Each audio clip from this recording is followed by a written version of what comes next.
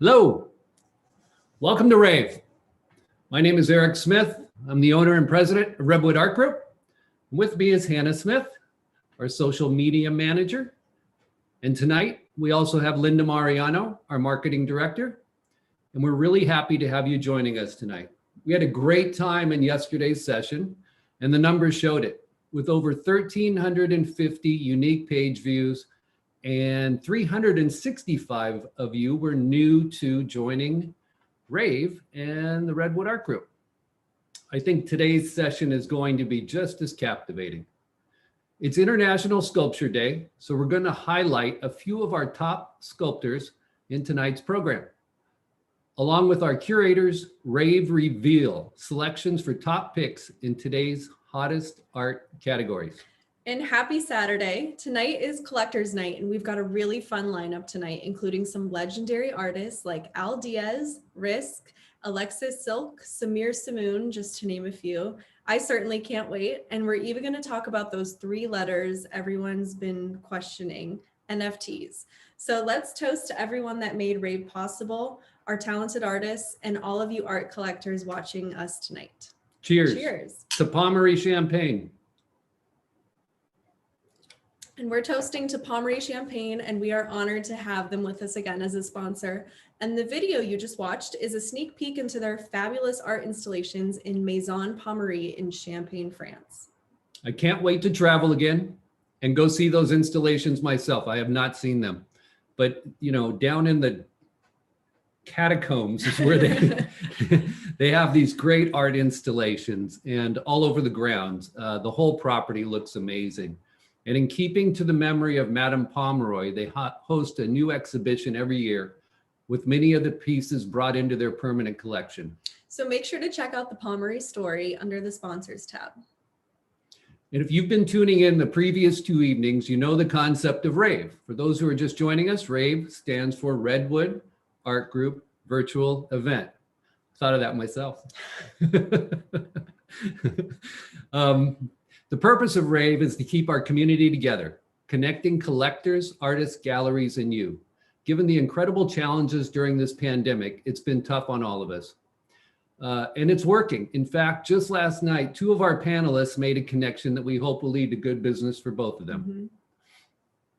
And we are coming to you tonight from beautiful Palm Desert, California. But more importantly, we want to know where you guys are tuning in from. So head over to that right side of your screen in that chat box, and you can let us know where you're tuning in from, make comments, ask questions, or even share your favorite piece of work you've seen so far.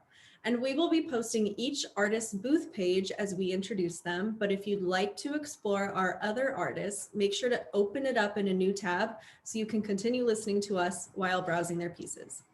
And there's a guest book on each booth page. The artist would love to hear from you. Mm-hmm. Don't be embarrassed. Write comments in there. If you want an appointment with them, if you're interested in a piece, hit them up on their guest book.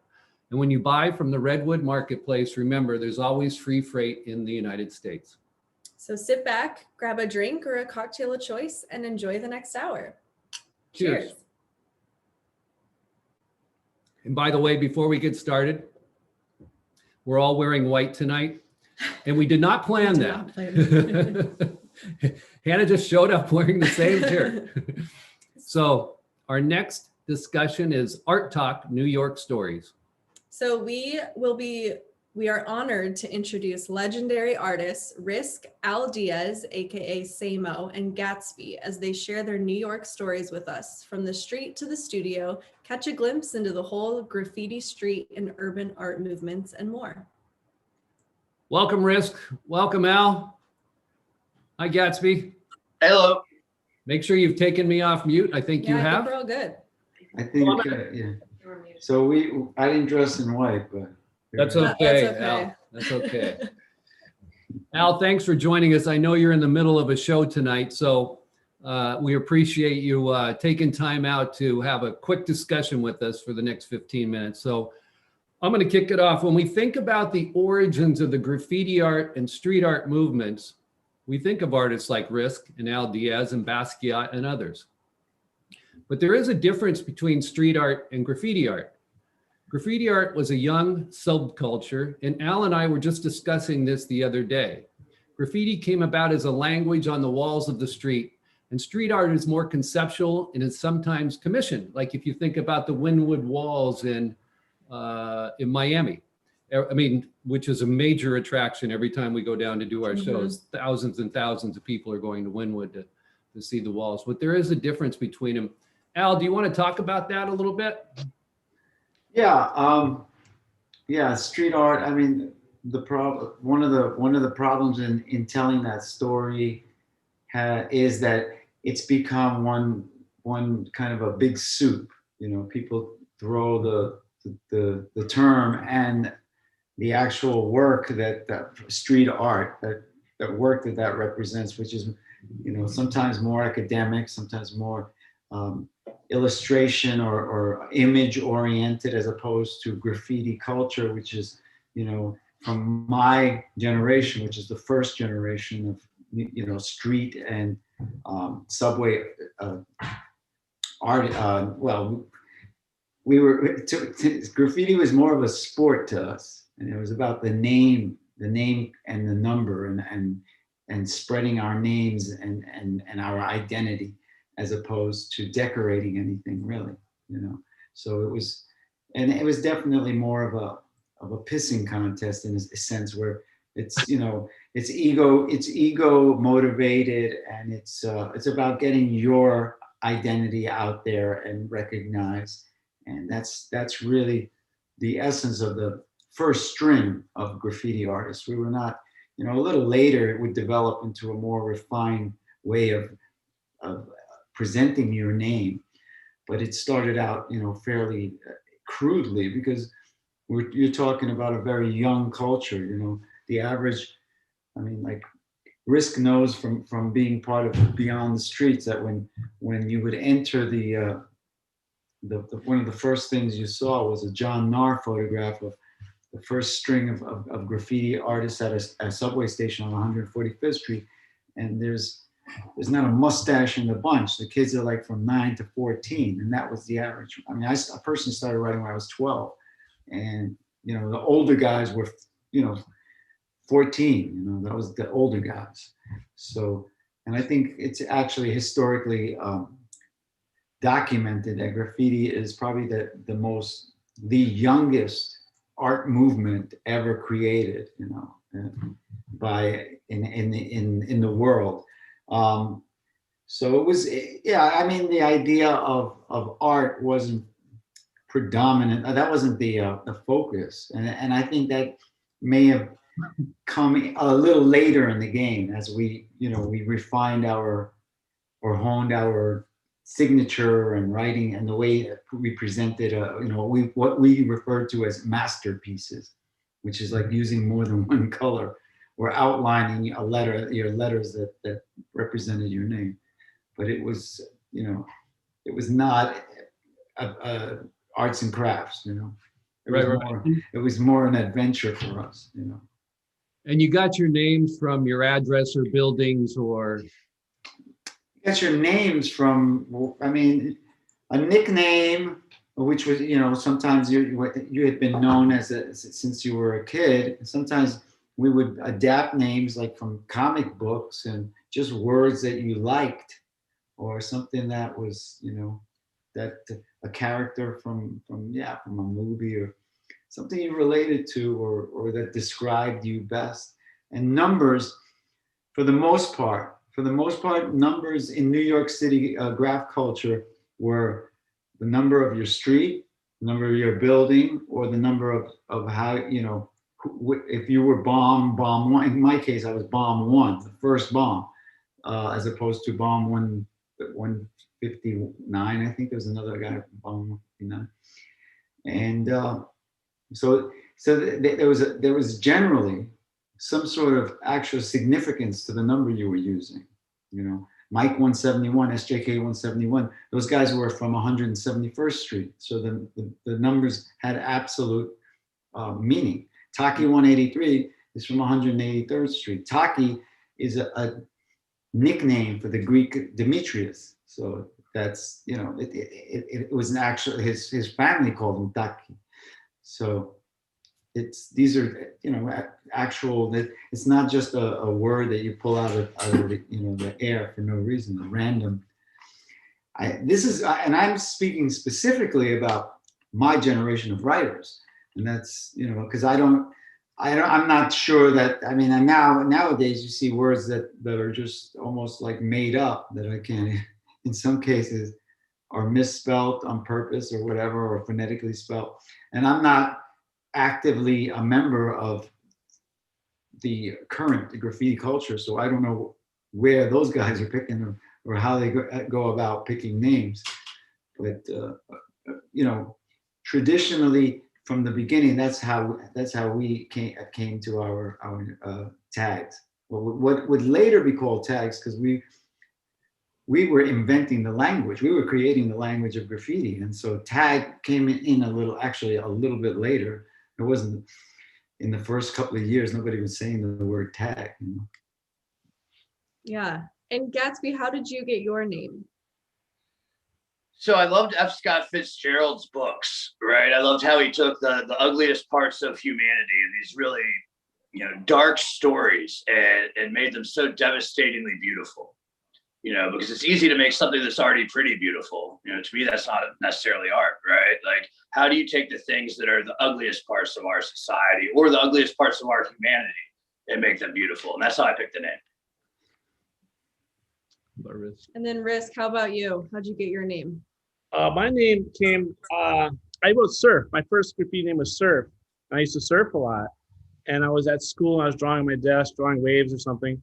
And some kid came from New York and he was like, had all these photos of subways. And he goes, what do you write? And I'm like, I don't write, I draw pictures, because I didn't know the subculture of graffiti writing. I didn't know all that shit yet. So I was like, what's wrong with you, motherfucker? I draw pictures, I don't write. And we did this the whole class. And he finally told me, like, oh, I guess my tag is Surf. And I went and stole spray paint that night. I did a surf piece and that was my tag. And I think I was like one of like 5 kids that surfed in that school, because it was a busing school. I went to a school I had to get bussed into in the city. And then so I got caught really easy, super quick. And I had to change it to Risk. And my friend wrote Chance. And I thought that was the coolest name ever. Now I think it's a terrible name. But I was sitting in this room one day and I looked up and I saw the board game that said Risk. And I was like, oh, Chance, Risk, that's cool. Right. I took it. But then back then, I wrote Risky or Risk Rock or Is Rock or Risk. I changed it around so many different ways. And it just always came back to Risk, and then Risk stuck. And I'm thankful because I love that name now. But when I first had it, I didn't think it was a good name. That's a great story. That is a good story. And Al, you've worked a little bit with Dave Navarro. We had Dave in our RAVE Miami show. Can you tell us a little bit about how you got that collaboration? I just happened to have a shirt that he made the shirts, but the image on the shirt is a milk container, and it's things that are missing in society today. I wish I could show it. I'm gonna stand up. So here's a milk container. Can you see that?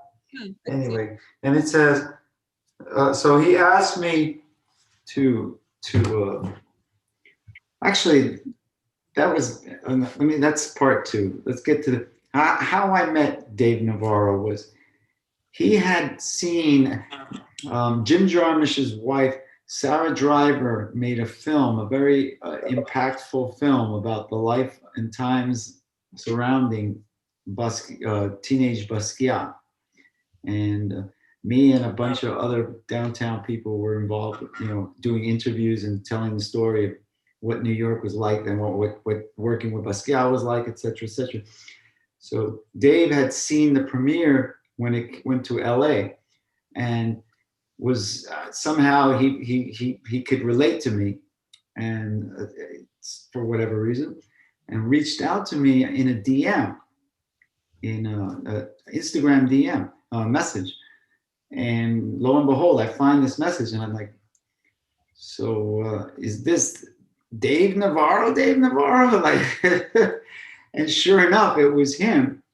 And he had, he requested, like, he'd be coming into New York, so maybe we could meet and talk about a commission, et cetera, et cetera. And of course I was, more than psyched to do that. So as a result, we ended up doing a couple of we hit it off pretty well.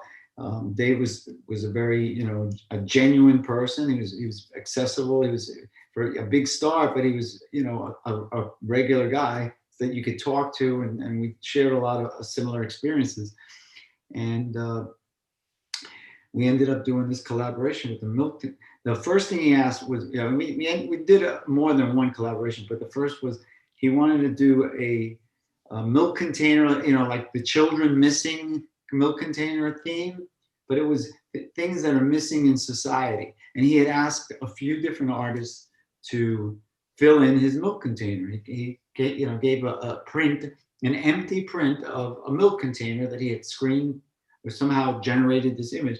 And everyone in their own style filled the milk container with things that were missing, like words, expressing what's missing in society today. And I using my subway letters, I wrote, it's tolerance, understanding, dedication, sincerity, and patience. And we kind of got a little bit of a hit with it. We did some prints, some really beautiful prints, and we paste posters and a lot of sticker. Dave had a nice, really beautiful die cut stickers made. So they became really kind of a hit for us, and right off the bat. And then we ended up doing another collaboration later with his needle and skull and crossbones with the needle and the spoon. Where I think it was, I forgot what my message was, but it was quite beautiful as well. It was a screen print that we did. That's great. And we've maintained a working relationship. A good acquaintance since then. And Risk, you worked with Dave too. How did that collaboration happen?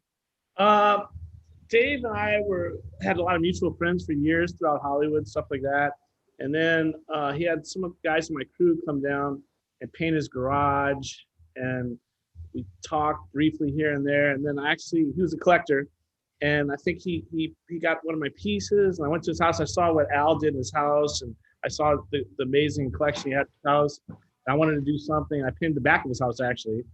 And then since then we've just done a ton of stuff together. We're working on a ton of stuff now, and he's just a great dude. He's super fucking knowledgeable about art, which just blew me away because you're like, oh, this is Dave Navarro. What do you know about art? And I was like, oh shit. Yeah. So it's just a good dude. Yeah, he is. And Adam, you DM'd him too and got him to be on our first program. So it's the same way, right? Just Instagram. Yeah, exactly. I DM'd him. I thought he might enjoy one of my fake news Bibles. I gold foil Bibles with fake news instead of like holy scriptures. And he did. I sent him one of those, and then we kind of hit it off. Same as they were saying, just a really genuine, cool guy. And then invited him to be on the panel with us for Art Basel. And then we did that one, the Tom and Jerry addiction piece together with him and Padia. Right. That's right. Great. So Risk, you have some cool new Buddha pieces for today's show. Tell us about them for a little bit here. So those pieces came about when Shep Gordon commissioned me to do a piece for him, and he's a Buddhist. So I had to look into that and kind of figure a little bit about Buddhism. And I liked a lot of aspects of it. And I changed around, I made Alice Cooper eyes because he managed Alice Cooper. And then I did like chickens instead of doves because Alice Cooper, it's all this references, rock references. And then I met Ed Moses, and it was like, he's like a hero of mine. Ed Moses was the almighty because the Ferris Gallery and that whole movement, that's my whole thing, trying to continue dialogue with those guys. And I started working on some projects with Ed, and he's a Buddhist. And then he just got me in tune with a lot of stuff. He's like, embrace the shit that you're scared of and just, all these things. So I started doing it. I started doing these Buddhists, and I think I did one for Ed, and I think he passed away when I was working on it. And I just kind of was like, I went to the funeral, and it was a beautiful Buddhist funeral, and just got caught up in it, man. It's just like, it's those pieces that I do, and I'm not a Buddhist, not practicing. I like a lot of aspects of it, but it's just something that gets me in a real tranquil feeling. Sometimes I get a little, inside my head's a little crazy sometimes. So I need to get in the studio and do these blues pieces.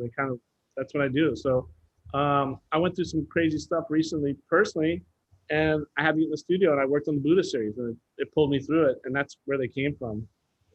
Very cool. Yeah, that's a good story. And just like we always talk about, I mean, the stories are what sells the art, right? I mean, you know, that's what's going to sell the Buddhist pieces for you. I mean, that's a really good story. Exactly. And Gatsby, you're standing next to a couple big pieces. Tell us about them. Yeah, so these are some of kind of my takes on Roy Lichtenstein's Sad Girls. This one over here is I Know How It Feels at Moments Just Like These, right? Because I think that's something that's part of the human experience that we all share, right? We all share tragedy, you know, we all share sadness over things that happen in our lives.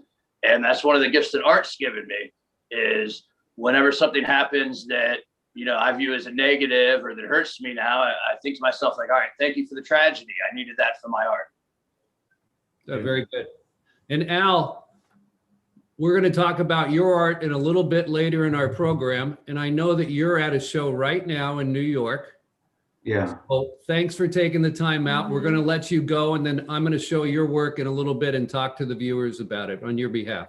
Oh, thank you so much for your consideration. I mean, that's really thoughtful of you. It's been a pleasure. I mean, we could talk for hours, but I know. anytime you want to have me back, we'll talk about any number of subjects.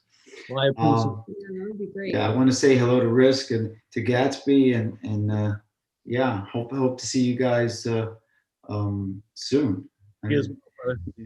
I'm looking forward to the Shanghai thing with Beyond the Streets, and let's see what happens with that. But I appreciate you involving me with this. Thank you very much, guys. All right, Al. Thanks. All right, Thanks. Gatsby. Good luck at the show. Thank you so much. Thank you so much. And you can check out all 3 of their Artist Rave booths on our Rave website. For sure. So next up, we're going to dive into some of our Rave Reveal artists. Each one we are featuring tonight were hand-selected by a panel of curators with a focus on today's trending categories. Let's start with Impressionism. And let's start with Samir Simmoon. Samir is a Lebanese artist living in Canada who vividly recalls the colorful meditation landscapes of his childhood in his paintings. Samir has been exhibiting at Art Expo New York for many, many years and showcases his beautiful paintings capturing movement that make you feel as though you are right there. He is inspired by his world travels to New York City, Boston, Paris, and Lebanon. It's pretty easy to see why Samir Simmoon was our top pick for Impressionism. He uses relatively small, thin, yet visible brushstrokes with an open composition and an accurate depiction of light throughout his pieces. You can almost feel the sun and the wind as you look at Wheatfield Summer or the Birches Promenade piece, which just screams fall.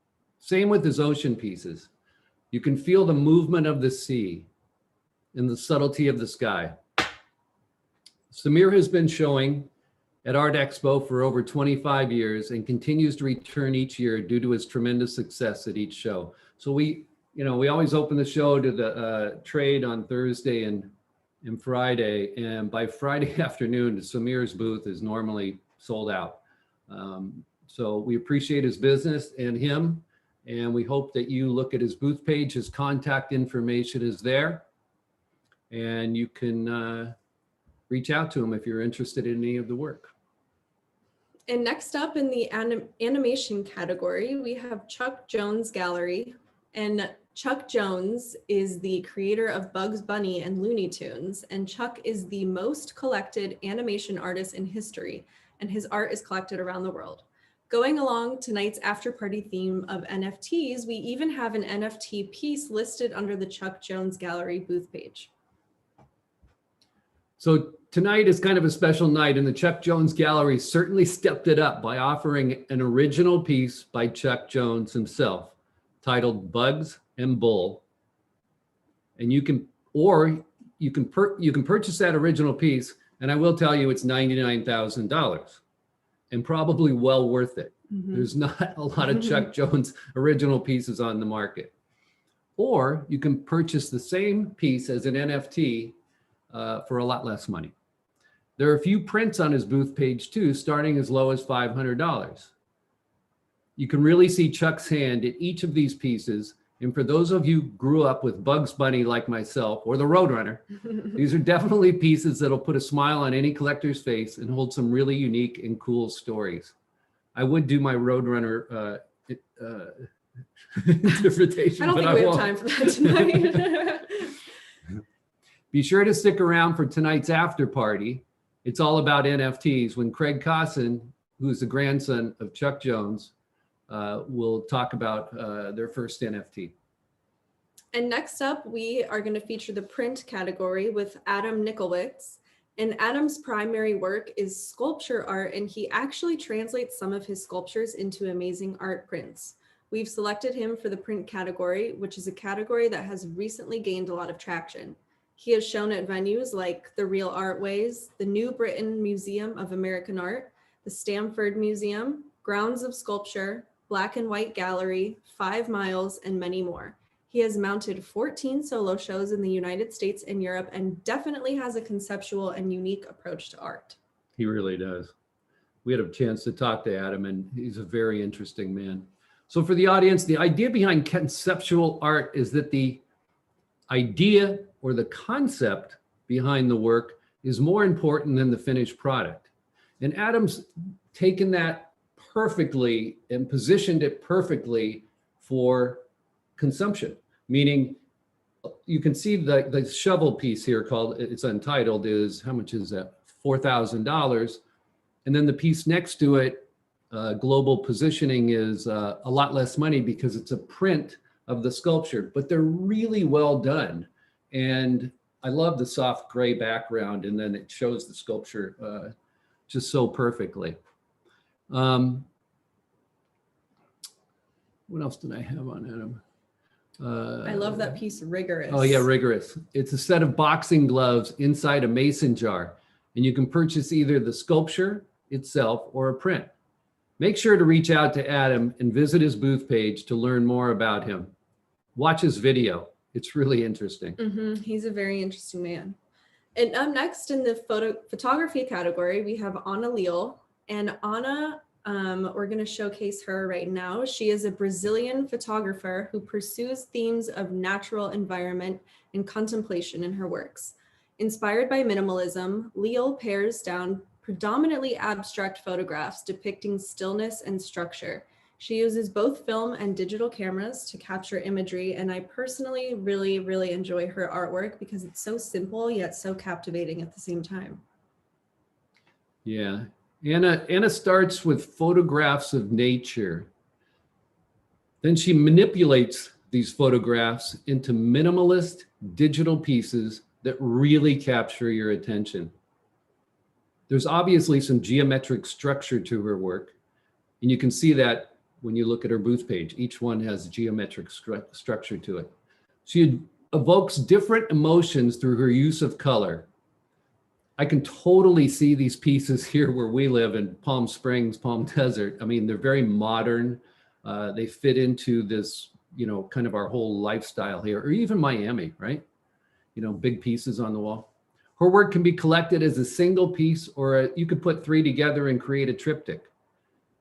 Check out her video too. She's very entertaining, and reach out to Anna if you're interested. Up next, we have pop artist Andrea Berthel, and Andrea has been developing her Canned Koi Cosmos series using bright pop colors as a satire to the all shiny, all too perfect, and brilliant social media world. The series aims at hiding the political or social theme behind a humorous appearance. You can see it in the fish cans from Soapy K. The signature and title is actually upside down, and the date is shown as the weight of the fish, and hashtags are added. The contrast between the koi as a sign of wealth and luxury as the opened can is set against the realistic way of painting and the highly unrealistic colors, pretending a cheerfulness, which fades away when you look at the content. You sound like such a scholar tonight. We have some Sopa K is, she's German. So Sopa K is like tuna fish in Germany. It'd be like our bumblebee tuna, I think, right? Yeah, something like that. So Laura, let's scroll down to canned koi celebration. This is a really good example of satire underlying messages that are hidden in Andrea's work. There's hidden meanings behind everything from the upside down label to the barcode numbers painted on the can. And to give you a little insight about that, the koi are very happy because the coronavirus has passed and they're being unleashed from quarantine. However, the number you see on the barcode is actually the amount of debt Germany held before the virus. So there's some happiness and then there's some, seriousness going on here. And pop art is based on modern culture and mass understanding in today's world events. And collecting a piece from Andrea will be like collecting a moment of history. Check out her page and notify her if you're interested. And next up, Linda will join me and we're going to chat with the director and artist from Twist Out Cancer's Brushes program.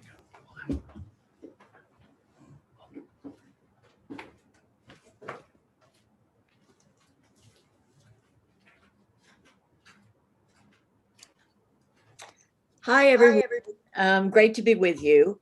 And I'm excited to be with you to do this interview this evening. We were recently introduced to Twist Out Cancer. It's not a new organization. It was just really new to us. It's actually getting ready to celebrate its 10th year. We were intrigued because of the reach of the organization and the ingenious way they've paired creating cancer awareness with art. We're happy to announce that Twist Out Cancer is our charity partner for the RAVE events and our 2021 events going forward.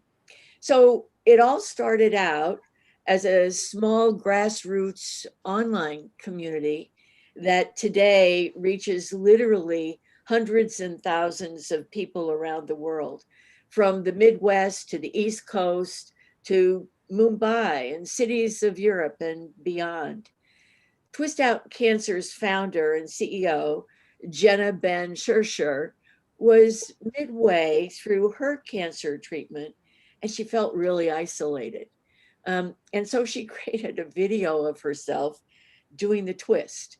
And she asked some of her friends to join her on this virtual dance floor that she had made up. And it was that power of sharing and having a support community that really benefited her. And so she wanted to share that. And that's how Twist Out Cancer was born. And Twist Out Cancer offers a platform, tools, and community, both online and offline, for anyone touched by cancer to feel connected to a community and for many to take action. What intrigued me was their Brushes with Cancer program that matches an artist with those touched by cancer to create unique pieces of artwork reflective of their personal journey with cancer. It's a global community, and today we are going to meet and talk to two of the participants. So please meet August Spree. August is Twist Out Cancer's Director of Programming, and Maura Matthews, one of Brushes with Cancer artists, who previously was paired with Jen Yoon and created this beautiful artwork symbolizing Jen's cancer story. And she's back again, participating in the Brushes program this year, with actually a cancer surviving couple. So welcome, ladies. We're so happy to have you with us this evening. So August, let's start at the beginning. How did Twist Out Cancer really get its start and get going? Thank you for having me. I really am so honored and excited to be here. And so first of all, I just wanted to say that, but when you just sort of touched on it, when you talked about Jenna Ben Schercher's journey and how she put out the challenge, saying, that she missed dancing and she wanted people to join her on the dance floor, and received a flurry of responses of people dancing and sending their videos. And then one step further beyond that, just to explain how the Brushes with Cancer program was sort of birthed. There was another cancer survivor, her name was Anna, and she asked for people to create a work of art that did not include a shade of gray, because at the time, in the middle of her treatment, she was only seeing shades of gray. And that created another response where people were just sending these vibrant, beautiful works of art to bring some color and some brightness to her day and to her experience. And that is how the Brushes with Cancer program was conceived, because the power of sharing what she was going through, connecting with others, and then having them sort of reflect back to her some of the beauty that can come from that situation was really healing. And that's where we got it started. Well, we love the concept behind Brushes with Cancer, and obviously we think the connection between people and art is foundational. So Maura, can you tell us a little bit about the program and how you got involved, and what's it like working through the challenge of creating a piece inspired by someone's cancer story?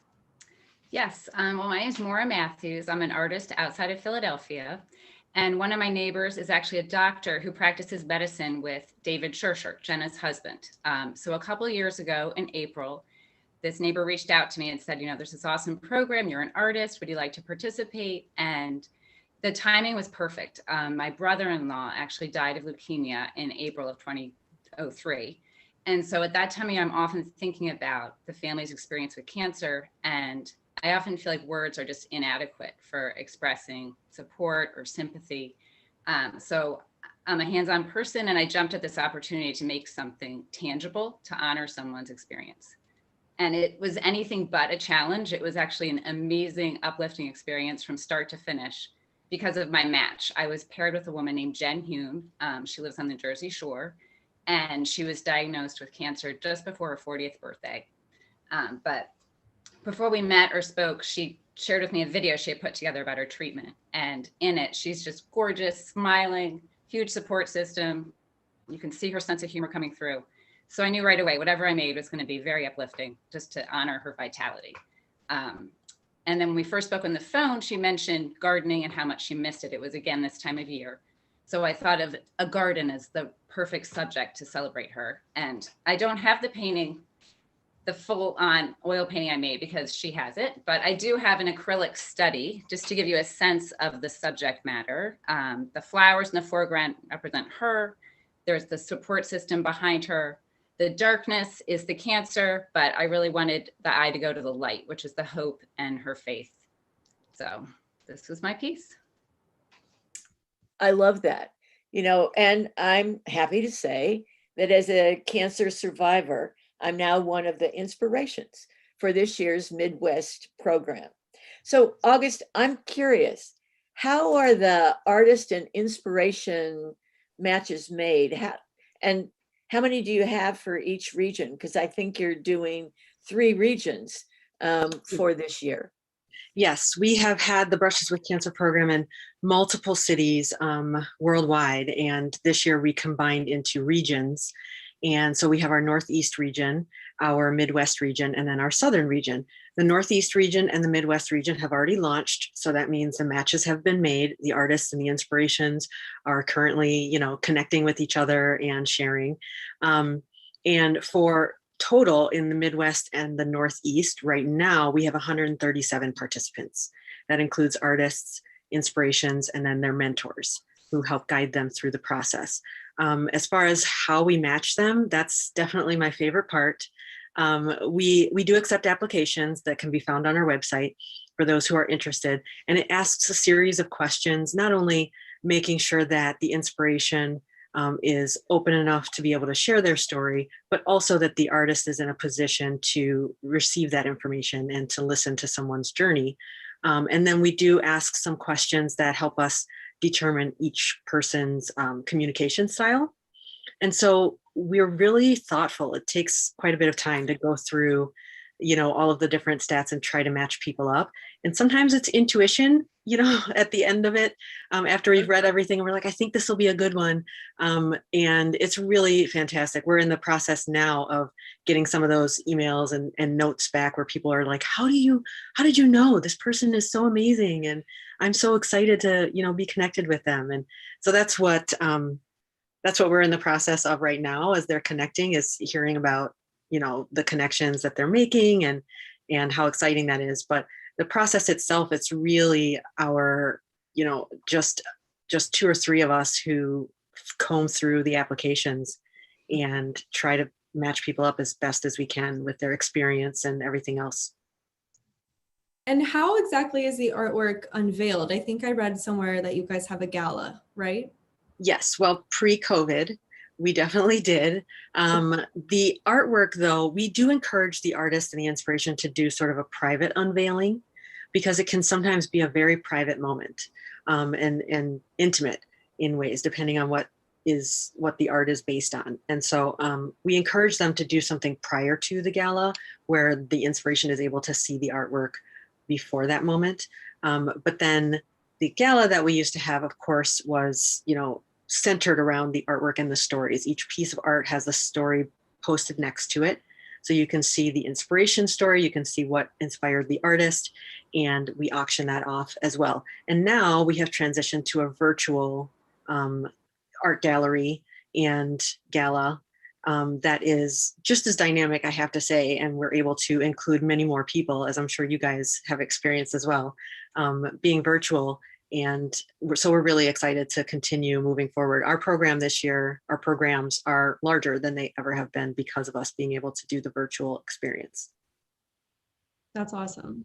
And Maura, we have some artists and collectors watching, and I'm guessing a few of them have been touched by cancer or experienced cancer themselves. So how would they get involved if they wanted to be a part of the Brushes with Cancer program?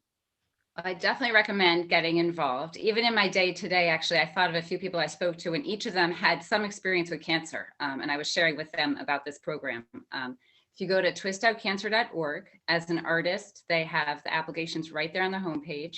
Like August said, the Northeast and Midwest regions are underway right now, but there are still applications coming in for the Southern region. So if you're interested in that as an artist, you can apply. And if you're a collector, look in the fall for those virtual art shows in the Northeast and Midwest. And like August said, this is a global operation now, so you can participate from anywhere in the world as an artist or a collector. So we're so thrilled to be partnered. And I'm excited about my experience with the Brushes program, but also to see what comes out of it this year.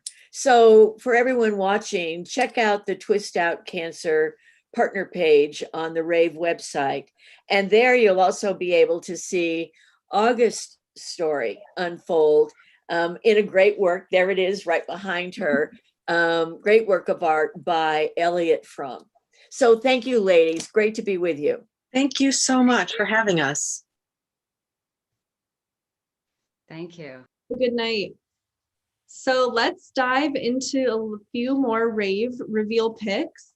We're going to start with abstract art, and we have Julie Schumer and James Koskinis to feature. And James and Julie make up 1228 Parkway Art Space. The couple resides in Santa Fe, New Mexico, and they paint side by side in close proximity. Their works are wildly different, yet equally powerful in their own way. Occasionally, they collaborate on a painting, with Schumer providing an abstract backdrop and Koskinis using that as the basis for his portrait. Yeah, that's pretty cool, Hannah. There's definitely a difference in their work. I would even say Julie's a little more of an abstract artist compared to James. James' work is abstract with a heavy figurative emphasis. Both of their works are extremely powerful and intriguing. I can't wait to see James and Julie again at one of our live events, because when hung side by side, their pieces complement each other very well. Mm-hmm. They always do really well in Santa Fe, and we got to get them to Miami. Oh, they were in Miami. Yeah, it's very powerful to see their pieces together. They're really amazing. Great work. And up next, we have street and urban artist Al Diaz, also known as Samo, who we just spoke with. And he is best known for his collaboration with Basquiat, as you heard earlier in our discussion, the New York Stories Art Talk. His graffiti has appeared in Lower Manhattan from 1978 to 1979. And Samo is known for its wit and sarcastic humor and became globally recognized after Basquiat's rise to fame. Yeah, it's pretty amazing. Al's current work brings the graffiti movement forward, but his work is actually translated into urban art because of his use of mixed media and messaging behind the pieces. Much like the piece Forgotten Names. And we got to talk to Al the other day about this piece specifically, and he told us a good story about it, where the letters are derived from New York City signage, and the forgotten names are a reflection of his family. And if you really look at the image, the two figures in the lower right corner represent his parents. And you don't see their faces or anything because they were getting older and they were kind of fading away. Mm-hmm. And that's how he painted them in this piece. He also makes a cameo appearance in this piece with one of his arrests from doing graffiti on the street and highlighting the more difficult times in his life.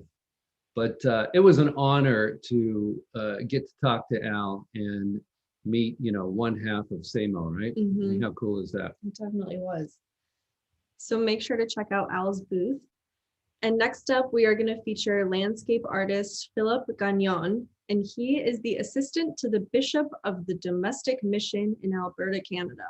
Philip aspires to inspire and encourages others to see the beauty in everything around us. His mentor is also the renowned Hawaiian oil painter, Roy Tabora, and you can find Philip listening to music, painting, and enjoying an Irish whiskey.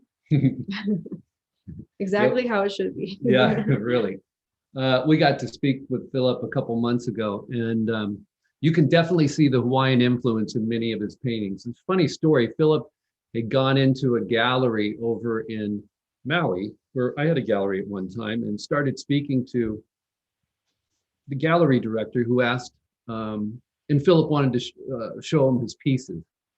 And as every gallery director does, during the time when they're open, they're trying to sell art. They're not trying to buy art, but so the guy said, okay, go ahead and show me a couple of your pieces. And he was totally enthralled and asked Philip to bring some pieces back to the gallery, which he did.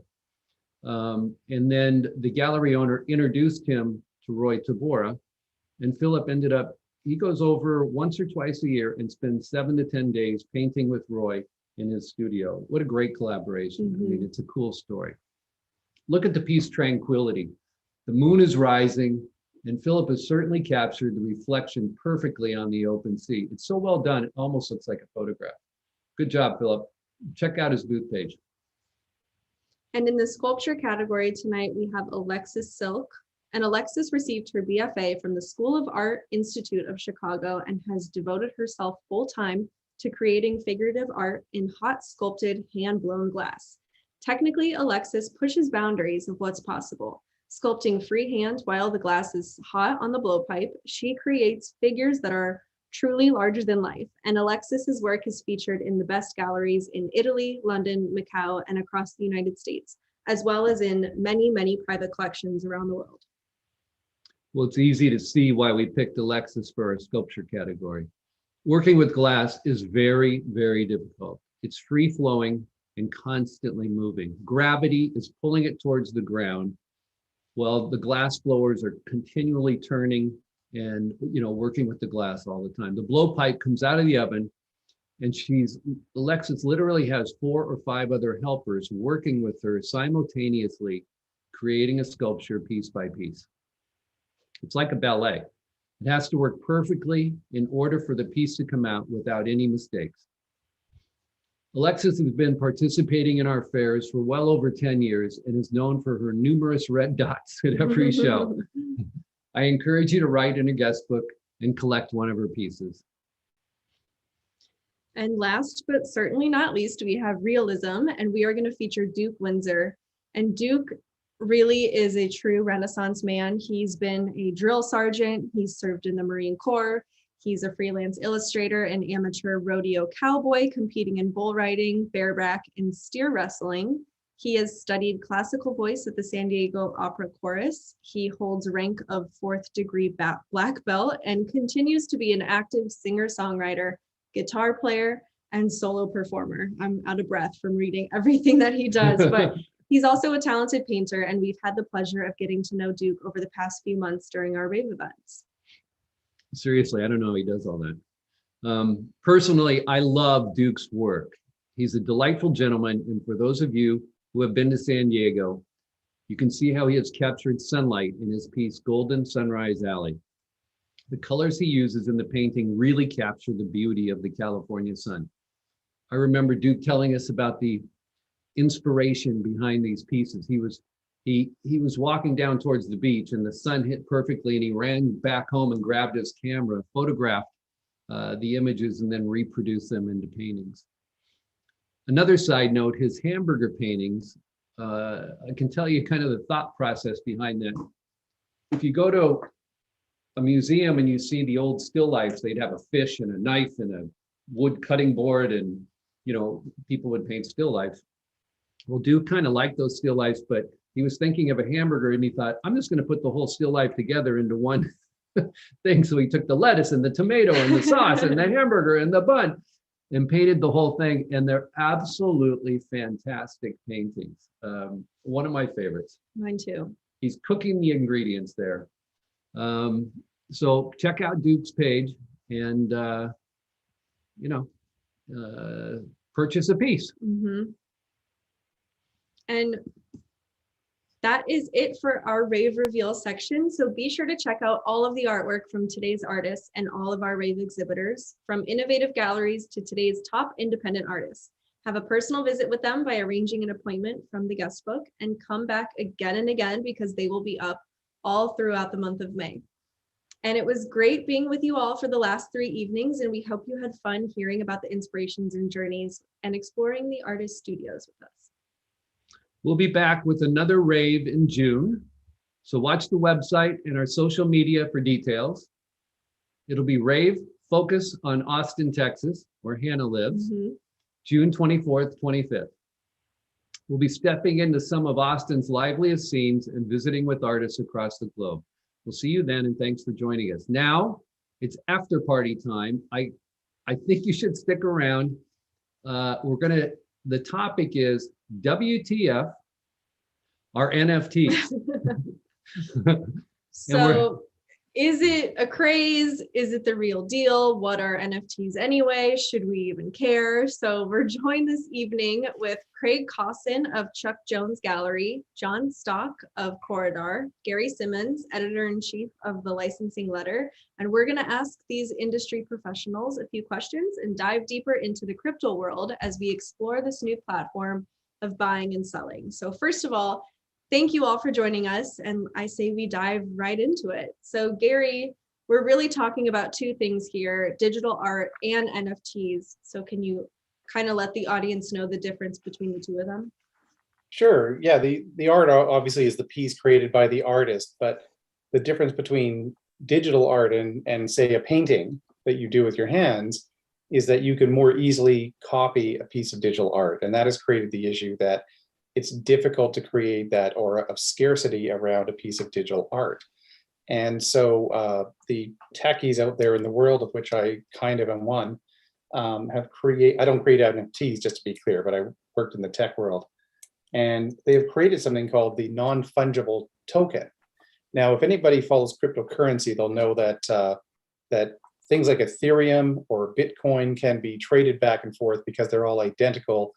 Think of a dollar bill. They're all, except for the serial number, they're all identical. So you can use them as currency and you can buy things and they're all worth the same amount.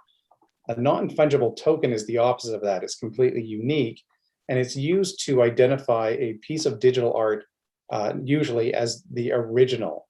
So for example, when we were kind of going over this topic before, I talked about how I stupidly owned the Batman 2 comic, Batman #2, which today is worth a fortune. And then I traded away for more comic books. But if I had Batman #2 today in a digital format, the only way I could prove that it was sort of the original Batman #2 is with an NFT. So, for example, take a painting like the Mona Lisa. It's got a physical form. You can prove its authenticity, and you can prove it's the first one. It's more difficult to do that with a digital piece of art. So NFTs essentially create that record that a person purchasing that art owns the very first copy. Well done. Mhm. Good explanation. It So was. John, what's the deal with the Beeple piece, the NFT that sold for $69 million? Who bought it? And why pay $69 million for 5,000 digital pieces of art? Heck, you're on mute. That's gonna, okay, we've worked through our technical issues now, hopefully. So yeah, yes, this is a very fascinating time to be in the world, and the title of this talk, I think you could also do WTF is Beeple and what in the world is going on in this world. So yeah, so that particular purchase and auction through Christie's, that was bought by a gentleman by the name of Vignesh Sundaresan, I believe is the correct pronunciation of his name. Apologies if I've messed it up a little there. He also goes by Metakoven in the digital worlds. And he's a crypto investor and entrepreneur and collector. And I've listened to some of why his logic around why he purchased this particular piece. And for him, it's kind of a few different things that lead into it. So one is that he does believe that this is kind of a new era in art history, that there's a shift into this new medium of digital first artworks and digitally native artists, and that there's this coming world of sort of where we're more digital and more things are virtual, and so these types of assets and this new medium will matter a lot kind of going forward. And this particular piece, with the level of notoriety around it and the fact that it's one of the biggest and kind of the first large NFT artworks that was purchased, he thinks that's valuable in and of itself.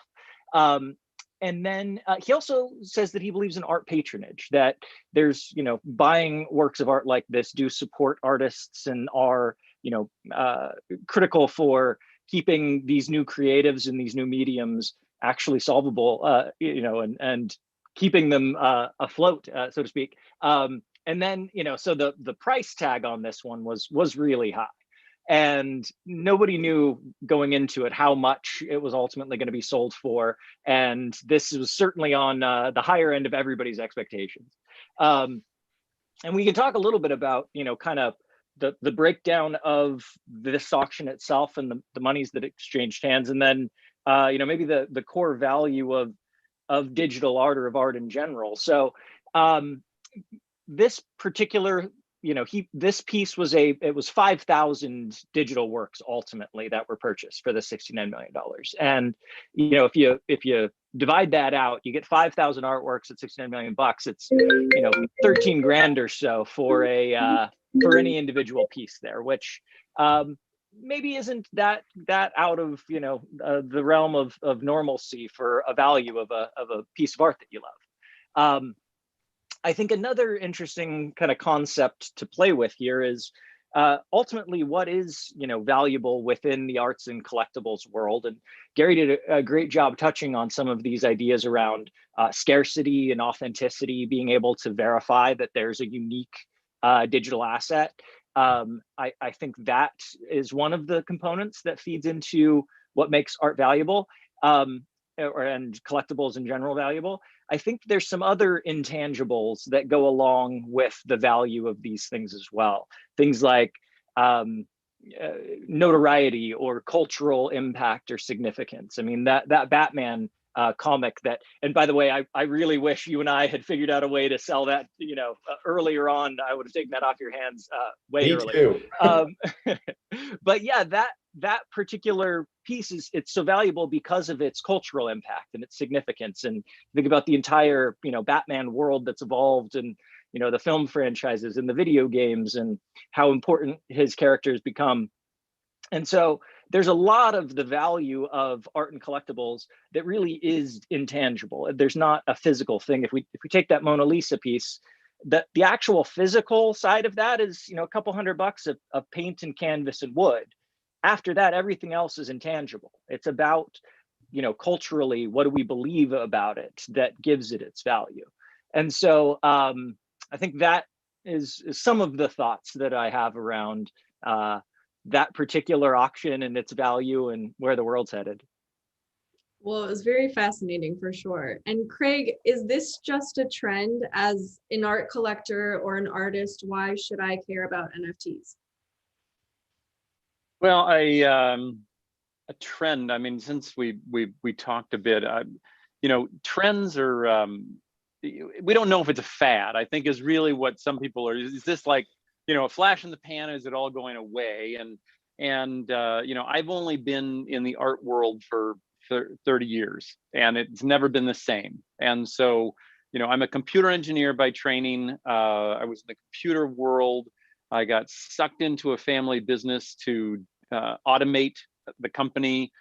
When I came out of school, I worked in some of the very early graphic display systems, developing them. So there's an evolution. I think more I'm trying to watch the trend of what is digital in our world, and how is there a digital trend, and how does that dovetail now into the world that I've immersed myself into of the art business, and physically going out to art expos for years. I mean, we were out there in the 80s and the 90s in New York and other art shows, and that physical, tangible opportunity to show somebody. But looking through all of it, how does the digital world that is really evolving exponentially? I'm gonna look back what I did in the late 80s into the early 90s, thinking that we were like on the bleeding edge of technology with 83, 86 processors and 10 megs of RAM and 25 megahertz of processing power, and then cresting into the 90s and continuing to, as it evolves, that 10 years ago a smartphone was really just a nothing. I mean, no one knew what was coming. An iPad didn't exist. The technology of things, so 3 years ago, there was probably only an inkling of what was coming last year. And certainly when everything got pushed into a virtual like this is, this is a two-dimensional virtual experience that we're having because we've had to. And, in that time, I had no idea. I'd heard of augmented reality. I'd heard of virtual reality. My kids played or play video games. And all of a sudden, as things have crested over this last year, that sort of what is melding between physical reality and a virtual and augmented reality, that the digital parts of what we do, sometimes you don't even know. I mean, I'm on my phone and all of a sudden I can see things what look like they are physically in front of me, yet they're not when you look behind. That augmented reality capability is just coming together. So, when I first came into the art business, the idea was, what is art?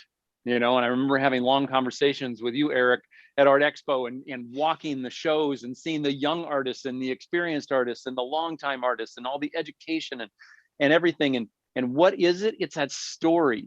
It's the experience that the collector, and my mother started this business 43 years ago, and it was find the art and put it in the home of someone who loves it. How it gets there, it doesn't really matter. So the idea of experiencing that work of art and thinking digitally and seeing the evolution of digital is what we're starting to see, is that an artist may have a new playground to play in digitally, in addition to doing something physically.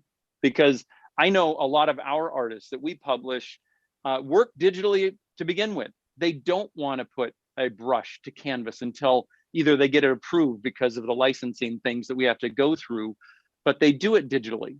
And so, you know, for me to think about how they worked, and I think one of the things you mentioned, Gary, before was you know, your latest book and your digital writing, and you didn't put pencil or pen to paper. But if in an authenticated way, it were something that I were interested in, or because you're a renowned book author, you know, that to see that digital, you know, composition that you had, the original one before the editor got a hold of it, before your second and third. And then through this last days, I was thinking, well, what if I could see from the very beginning, it logged every change that you made, and I got to experience the way your mind works. And the same way a digital artist in like a Photoshop thing where it logs every part of history, and you could replay that digitally, even if you didn't have the physical thing. So there's not only the 3 dimensions that we're talking about, it's that 4th dimension of time and the development of it that can be captured in so much of this digital world. So is it a trend? I think it's an augmentation to what is already here.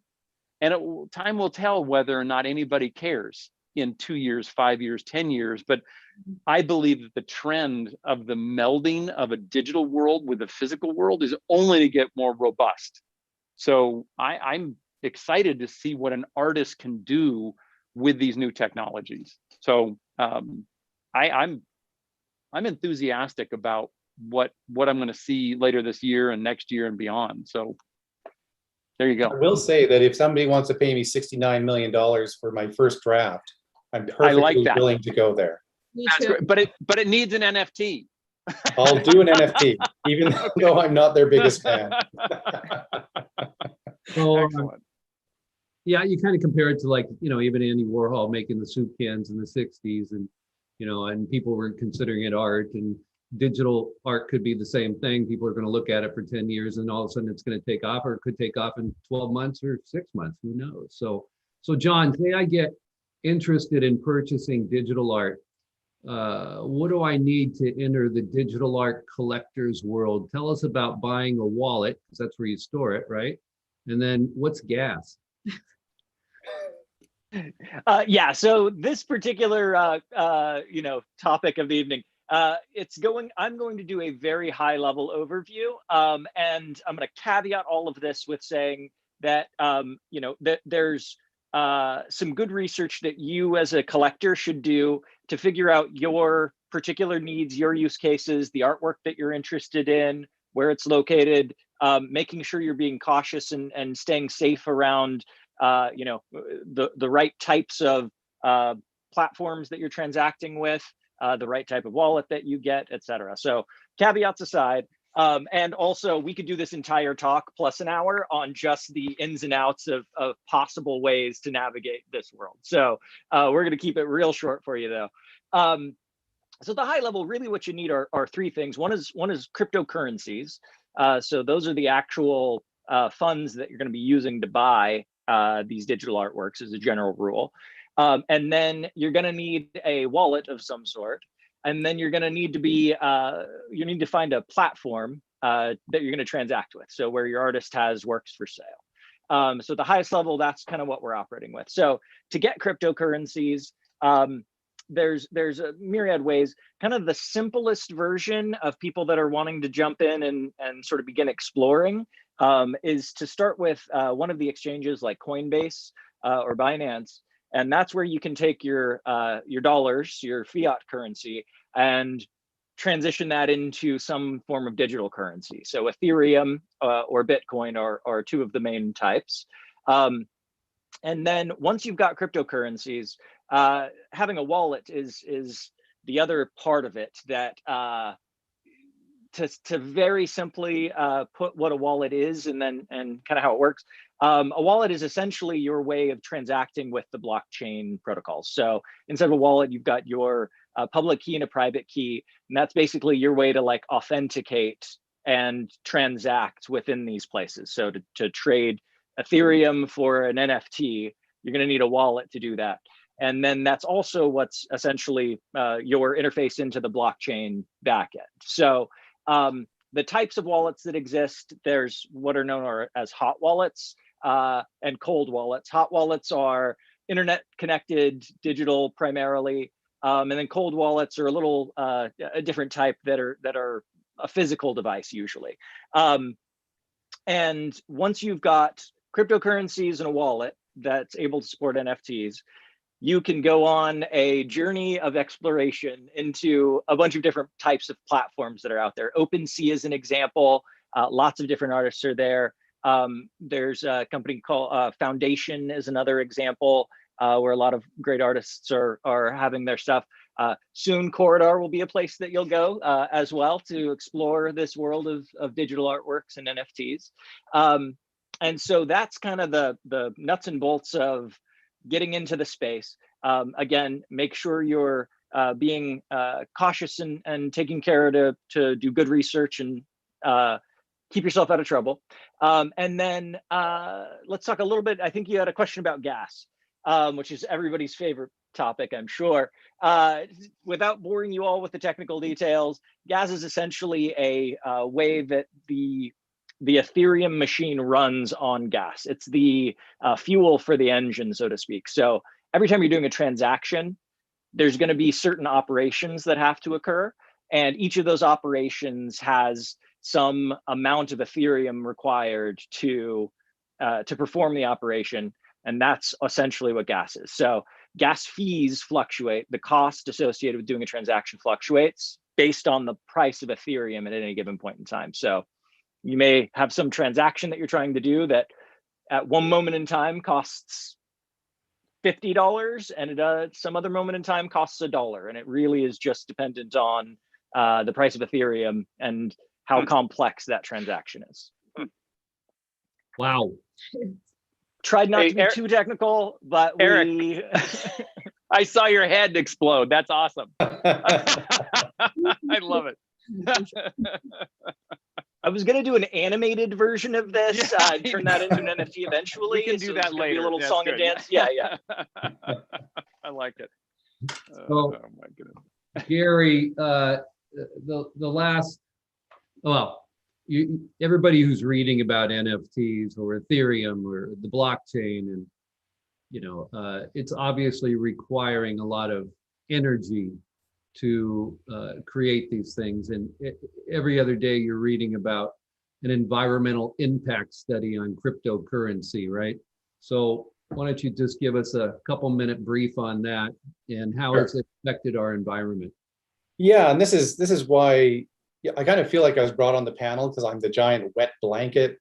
I'm the guy that's going to rain on the NFT parade, And one of the reasons, I have more than one, but one of the reasons is the impact on power consumption and the environment, and particularly on global warming. And I write a lot about that. The novel that Craig had mentioned is based on the issues of global warming and how it affects our society. So I've done years of research on this, and I've been researching NFTs.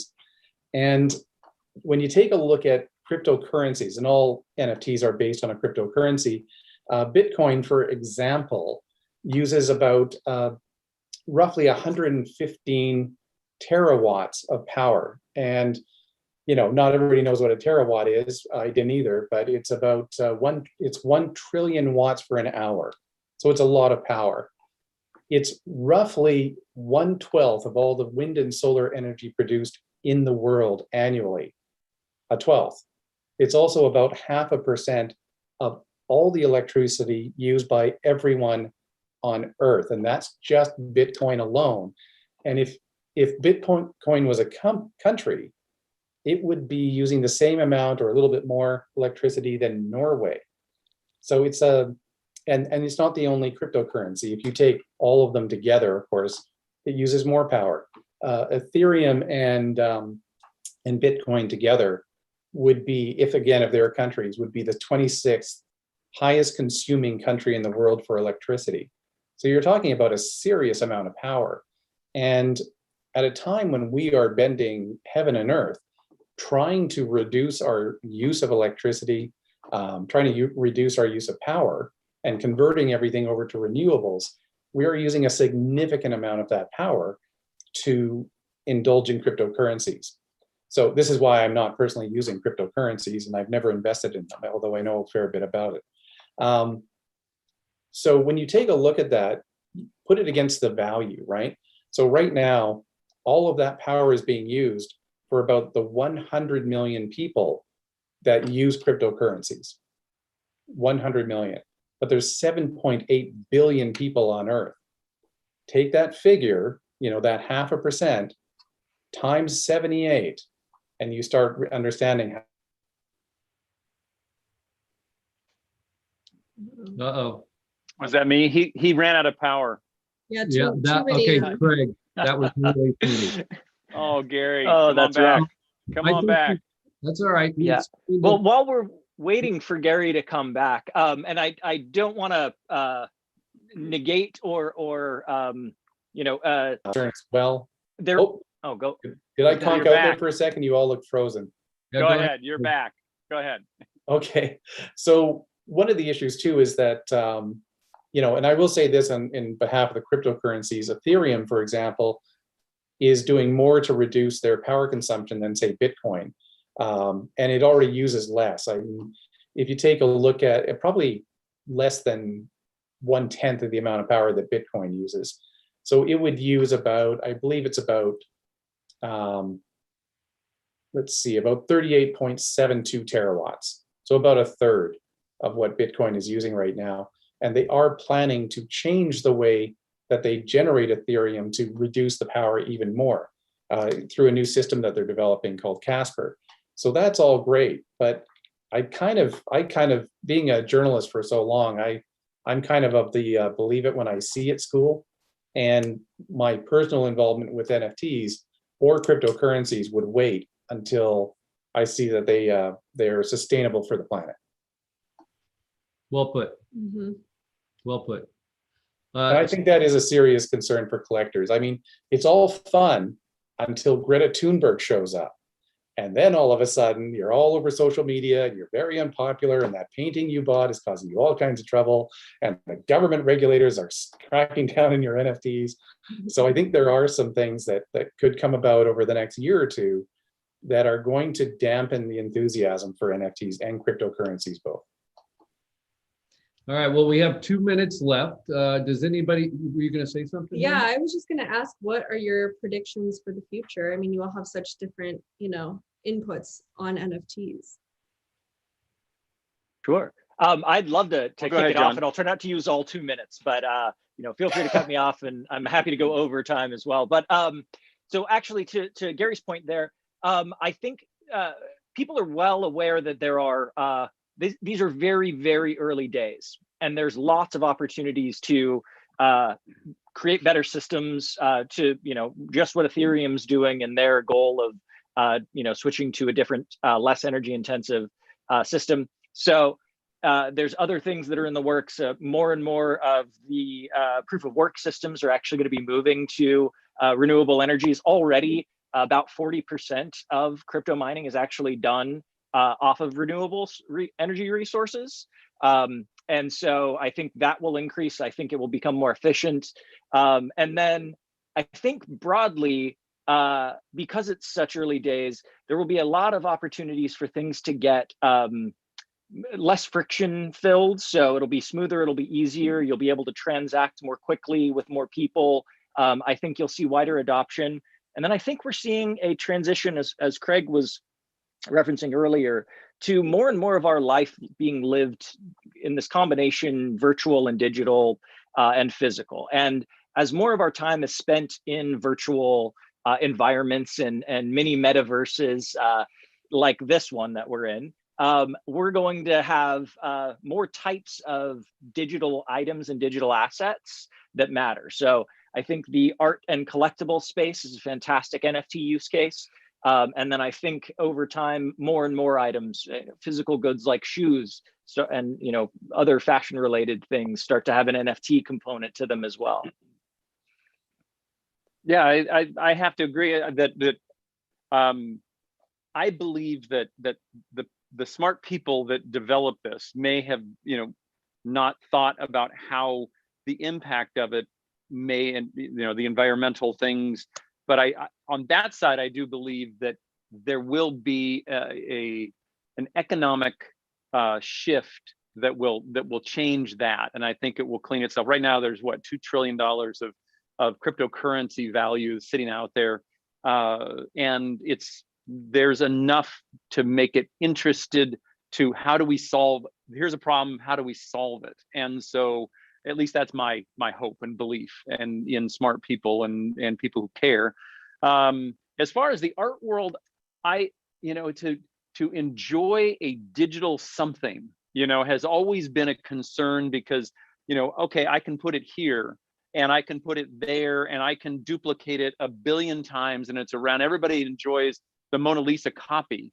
But, if all of a sudden there is a way with this intelligence for me or an artist or to create something and say, because digital is my world. I can't paint, I can't draw. I certainly not of anything that anybody wants to collect. But if there is something that is in my digital forefront that I create or am interested in providing, and somebody enjoys it, or an artist creates it and then somebody wants to enjoy it, that there is now a way to digitally authenticate. And so that, I think, is where the excitement comes. That I think, I think of a 3-dimensional sculpture and an augmented reality of me being able to know that this is the one. It's got that little that little check mark on it, like on Twitter. That that's authentic. That's the one, not a copy. We can all enjoy a copy, but to know that it's that one. And I don't know a year from now whether or not I'm going to be having contact lenses like I have that have an augmented reality component to it. I don't know.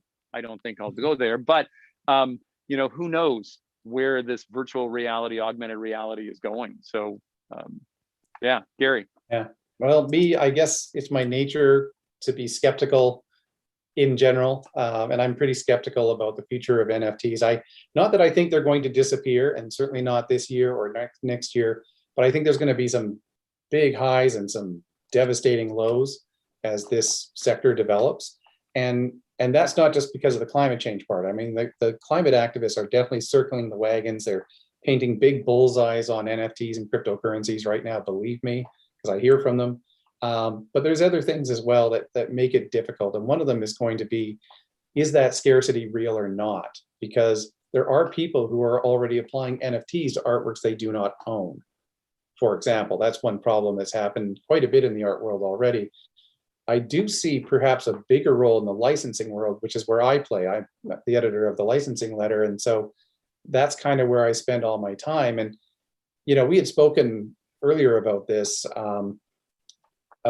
possibility that as we create these digital worlds that Craig spoke of, we can do things like create digital real estate, which a lot of people in the NFT world are talking about. So for example, a clothing company like Zara could go into a digital world, whether it's a video game or something like it, and they could buy real estate and have a store in downtown fake world in a prime location where people can buy stuff, for their characters or their avatars in this world. That kind of thing is happening already. So, places like Roblox, even the boring kind of games that I play are doing these kinds of things. So I think NFTs are going to have a place, but they're going to have to solve a lot of problems, as are the cryptocurrencies themselves, before this really becomes standardized. The cryptocurrencies have other problems in the sense that governments are not that wild about the nature of transactions and make it so easy to transfer huge amounts of money. By the way, I was a crime reporter and investigative reporter for about 24 years. I used to track drug gangs and money laundering all over the Caribbean, Europe, you name it. And in the later days, around 2008 and onwards, as cryptocurrencies emerged, we were tracking money laundering going on. And believe me, that is going to happen in the art world as well. How better to transfer, say, $20 million to someone than to say, oh, hey, here's this artwork. I really want it. Here's 20 million. I have the NFT and you have the 20 million I needed to launder. Money laundered. If you think governments are not going to come down on that, you're kidding yourself. They are. Absolutely. Well, I that's- guess the only caveat to that would be, and you're obviously in the midst of it, but there's a lot more trackability in the blockchain for who it is. It may be Yes. blind, but there is trackability there. That's the whole idea behind it. So if That's true. if I'm laundering, I've now signed it and said, this is what I've done. And my stick figure is not worth 20 million. So you're right. There's a funny It's gonna come story back. about a drug guy who got nailed just for that exact thing, because he kind of forgot about the anonymity part. And so they tracked it through the blockchain and got him, right? But Yeah, right. but in any So case, yeah, it'll be interesting to see where it goes. But that Absolutely. I hadn't thought about that. It'll be interesting to see how that works. So anyway, Eric. Well, Anna? we have another rave event in June, and if things progress like they are now, we'll call all of you back and do another discussion, because I'm sure people would love to hear about it. I want to thank you all for coming, Craig, John, and Gary. Appreciate it very much. And thanks for the your invite. insight. Great has to been see great. y'all. Thank Very you. It was a Fun. pleasure. The Thank you. opportunity. Take care, everybody. Bye. Good night, Stay everyone. safe. And just so you guys know, the Rave booths will be up throughout the month of May, so you can continue looking at them, writing in their guest book, and browsing their pieces. Oh, Laura has something. Yeah. We had so many people tonight. Again, thank you so much. We had people from Kingston, Jamaica, Andrea from Germany, Kita from Alberta, Canada, Amy from Dubai, and TJ from Valencia, California. So anyway, thank you guys so much for talking to us in the chat and letting us know how we're doing. And yeah, thanks. That's awesome. Thank Good job, you guys Laura. so much. Everyone have a great weekend.